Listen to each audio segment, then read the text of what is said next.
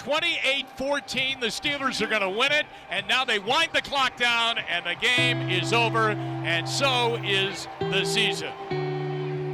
So the Browns took a 7-0 lead, but then by the end of the first half, fell behind in the game 10-7, and the Steelers really got physical with them in the second half, and the final score, the Pittsburgh Steelers win 28-14 to split the season series with the Browns.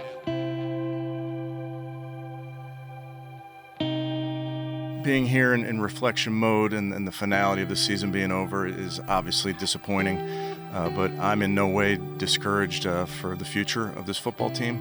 We're determined to put in the work this offseason to shape this team.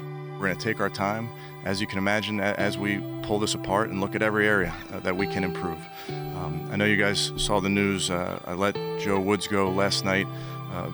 Not an easy decision. I have a ton of respect for Joe, the person, Joe, the coach. I just felt like it was in the best interest of our football team to go in that direction. But with that, I'll take any questions.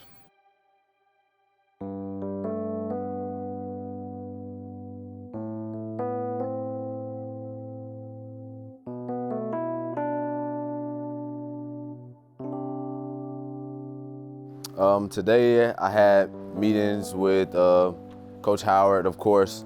I gave him a jersey today, and then I had Andrew Berry and the ownership today. So that was the last meeting I just got out of recently.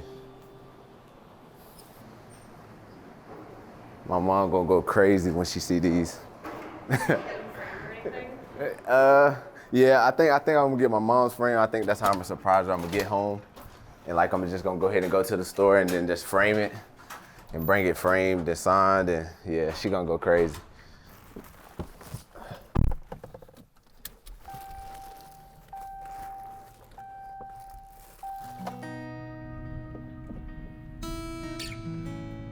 Going and you seeing guys pack up and you don't know who you'll see next or when you'll see them again. So that was kind of different, being in college where most of the time with the players that's there, you're gonna see them again that next summer or that next training session or whenever y'all meet back up. But just having those guys pack up and not knowing who you'll see again or when you'll see them again, it's kind of a sad moment, but everybody says it's part of the NFL, so I guess that's just how it has to be.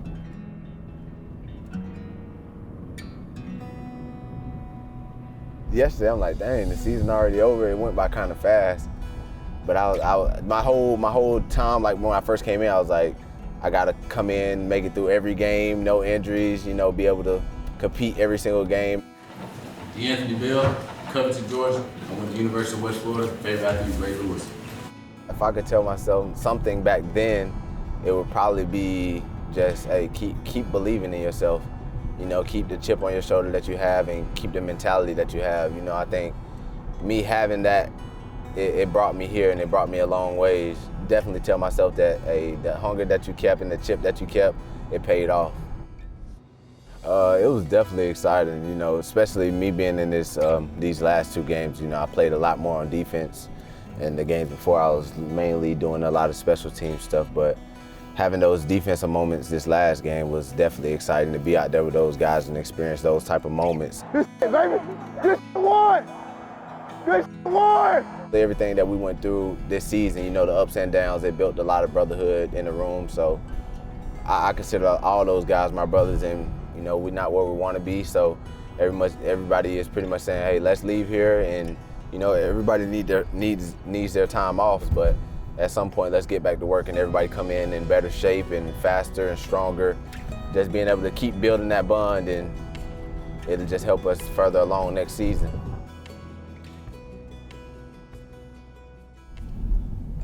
So do we stop and help push a car?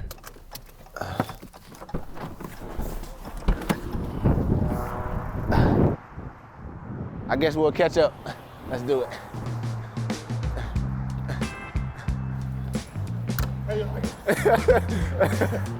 They're going to the gas station, right? Yeah, I think so. So ready? We're going right? Yeah.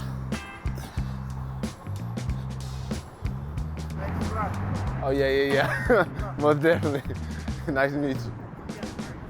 Yeah, I seen y'all. It looked like y'all needed some help. I was like, yeah, let me help. Nobody. Nah, I play for the Browns. D'Anthony Bell, yeah. You're Anthony Bell? D'Anthony. Yeah, nice to meet you. Nice to meet you. So you're a Nice to Browns meet you. player, huh? Yeah, Hey, can I get a picture with you? yeah, bro? yeah. Man, you so big, bro. We should be all good now. All right, y'all. Y'all be safe. Yeah, so we just pushed the car. My granddad and my uncles, they all work on cars. So yeah, my uncle taught me how to put brakes on the car.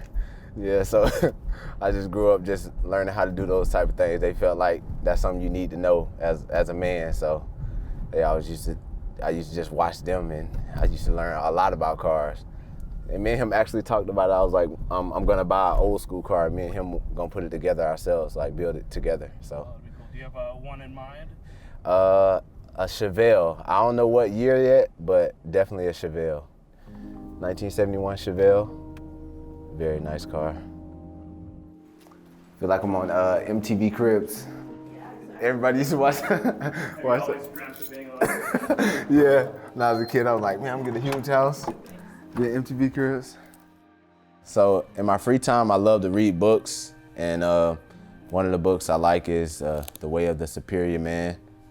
And it just teaches you about life and how to become a man and things that man should value, you know, and it just teaches you about the spiritual guide of mastering challenges of like women and how to respect women. So yeah, it was a great book. And then the second book I'm gonna show you is actually a book I didn't read, but I was at Beechwood Mall and I met a little boy that has, I think he has autism, and he was selling these books. And I just told him, I was like, I love what you're doing. This is about school and how he handles his situation. So I bought this book from him and I set it up here on the coffee table just because, you know, I love the inspiration that he's showing to other kids. So I bought this one.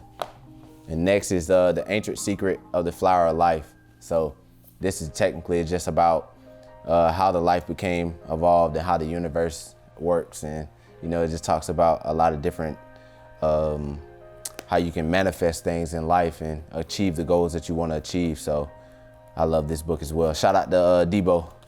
Debo, yeah, I had to go get that for you. So Debo told me about this one, so I went and got it.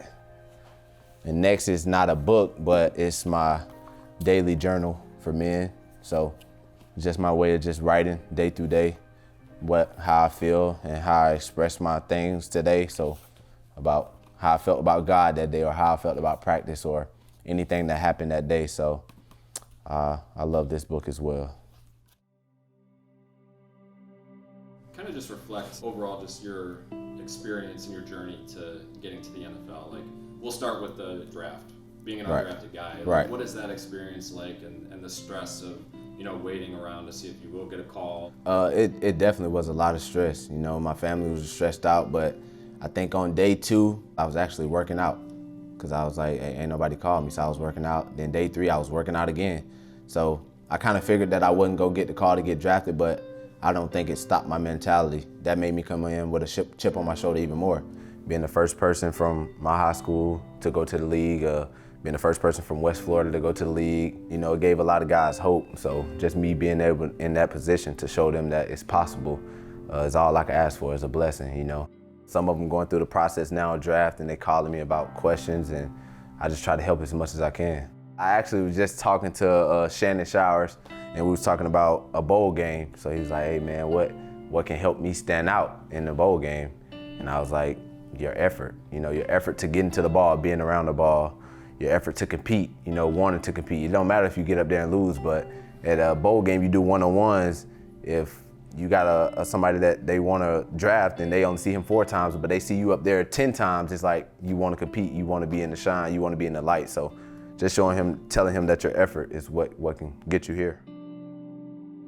So first, you know, I got to start off with NFLPA, because this was, they were the first bowl game to invite me. Then it got my name on it, so shout out NFLPA, you know. First bowl game invite that I had, real blessed about this one. And also, you know, got one of the best, the Chicago Bears ball, It's a ball I punched out. Sean Jolly there, and the ball comes out, and the Browns have it. DeAnthony Bell got a chunk of it and knocked it away, and then the Browns got in and recovered it. Me and Coach Howard, like we said in the last segment, we talked about forced fumbles so much. And I seen the opportunity, and when I punched it, and I seen we recovered it, I turned around, I looked at Coach Howard, and I held my hands out, and that's a moment I remember forever, you know, because seeing that we came from East West Shrine to here, and how much he believed in me, you know, and trusted me to be on the field, yeah, it was surreal, and I thank him. This jersey is my first game ever. So they asked me did they want to wash it, and I was like, nah, that take the sentimental value out of it. So I ain't let them wash it, but yeah, this is my first game ever in the NFL, and I got to show this one next because we played the Jags. This one is my cousin Jordan Smith, us going to JUCO together and growing up together, and seeing each other get to this point was surreal to me, so I was blessed to receive this jersey. This one is my mom. She don't got a real actual game jersey yet, so this will be her first one. And I'm gonna get it framed and put it in a frame for her. And yeah, this will be a huge blessing. You know, I feel like I owe her times 10 of this, but this is a start, so. So when did you find out? I found out this morning. I was sitting in my locker, and Andrew had called me, and you know, it was a blessing. I had been on the phone with my mom all night to about 1, 2 a.m. So we've been praying all night, and God is amazing, you know. I think you told us Saturday night you weren't going to sleep much. Yeah, that's exactly what happened. I ain't sleep too much, neither did my mom either, so both of us was on the verge of just praying and trying to hope for the best. I don't even see my mama now. Where they at? Yeah. Where they at? I don't even see my mama now. My family means everything to me. You know, I got my mom and my dad. They've been married for, going on 20, 27 years, 28 years. So just having both of them in my life just inspired me a lot.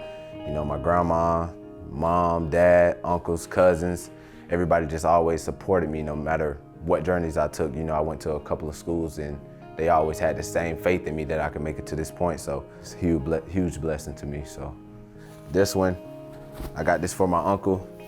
Yeah, his birthday just passed and he was up here for a whole week for his birthday just to see me. So I gotta get this to him. I'm gonna frame it for him.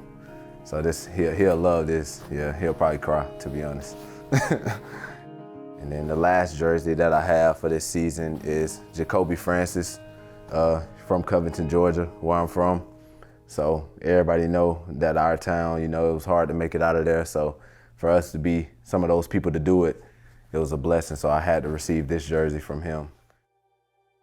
The game to me, it means so much. You know, it means a lot more than I can explain, but just coming from where I came from, it helped me stay out of a lot of situations that I had friends that got into certain situations, but having this game helped me progress in life. You know, it helps you in a lot of different ways. And I think that's one of the reasons my mom actually made me play, because the first time I played, I quit. I told her I was gonna quit, but she was like, nah, I paid, so you're gonna play. And I think it helped me out, you know, it helped me stay out of trouble, and it helped me just build as a man.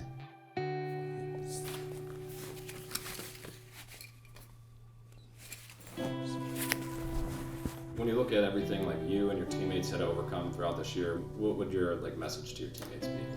My message would just be, hey, I'm here to work. I'm blessed to have you guys in my corner. I'm blessed to have y'all on my team.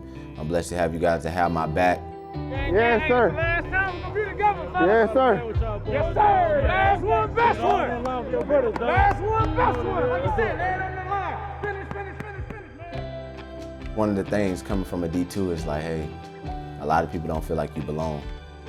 But you know, being in the position that I am and making the plays that I made, it shows that I do belong. I can play with these guys, and just having those coaches vouch for that and having players vouch for that is just another, you know, it's like hearing good news to yourself that you already knew because you've been believing in yourself this whole time. So, and I also learned that I'm very fast this year. So nobody beat me down there on kickoff, not one time this year. So, but shout out to them boys for trying.